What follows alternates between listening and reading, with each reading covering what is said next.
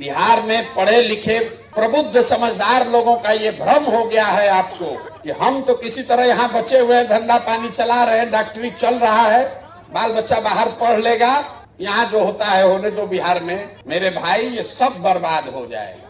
हम गांव में देखते हैं बहुत प्रसिद्ध लोग, बड़े लोग, बड़ा बड़ा घर बनाया है, खंडहर हो गया, सब बाल बच्चा चला गया। अगर आप ये सोच रहे हैं कि हम तो इससे बढ़िया है, सहरसा में घर और बन गया है, धंधा बिजनेस चल रहा है, बेटा बेटी बाहर सेटल हो गया, कभी कभी साल में आप जाके घूम के आते हैं, मेरे भाई आपका भी जड़ खत्म हो जाएगा। पलायन का दंश सबको डसेगा।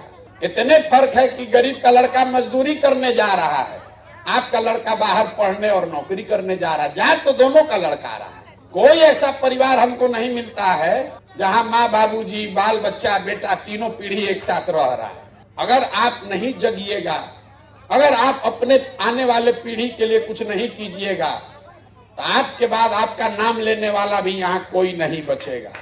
बंगलोर में और अमेरिका में, दिल्ली के किसी फ्लैट में बहुत बड़े आदमी है तो फार्म हाउस में आपका बच्चा रह सकता है, लेकिन आपका जो अभिमान है, आपकी जो जमीन है, आपका जो जड़ है, वो नहीं बचेगा। जब जहाज डूबेगा तो उसमें बैठा हुआ हर आदमी डूबेगा, आपका केबिन नहीं बच सकता है। तो मैं आपको यही अनुरोध करूंगा, आपके हक में आप पैसा कमा रहे हैं, घर बना रहे हैं, बिजनेस फैला रहे हैं, कीजिए, लेकिन आपका अगर जड़ बचाना है, थोड़ा सा, जरूरी नहीं कि हर आदमी राजनीति में आ जाए, लेकिन राजनीतिक तौर पर थोड़ा सजग होइए। आंख बंद करके किसी का झंडा मत ढोइए, आंख बंद करके ड्राइंग रूम में बैठ के ये मत कहना शुरू कीजिए कि बिहार का तो कुछ नहीं हो सकता है। एक अच्छा आदमी हारता है तो हजारों अच्छे लोगों की ताकत, उसका विश्वास हिल जाता है कि भैया राजनीति हमारे लिए नहीं है। इसलिए कोई अच्छा आदमी खड़ा होता है तो आपकी इतनी जिम्मेवारी है, उसको एक ही वोट आपका है, कम से कम उस एक आदमी को तो वोट दीजिए। आप कह रहे कि जीत नहीं रहा, अरे भाई जीते हारे तुम अपना एगो वोट तो उसको दो, इतनी जिम्मेवारी तो आप अदा कर सकते हैं। लेकिन आप भी सोच रहे कौन सरकार बनाएगा, हमारा वोट कहीं बर्बाद ना हो जाए।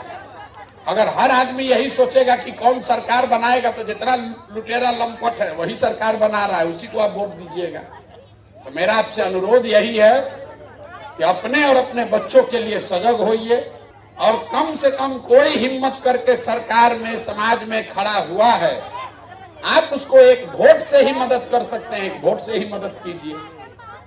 पैसा आपका नहीं चाहिए किसी को, लेकिन कम से कम एक बार इतना तो कीजिए कि भाई हमारा एक वोट बर्बादे सही, लेकिन इस आदमी को देंगे। आप गलत आदमी को मत सपोर्ट कीजिए।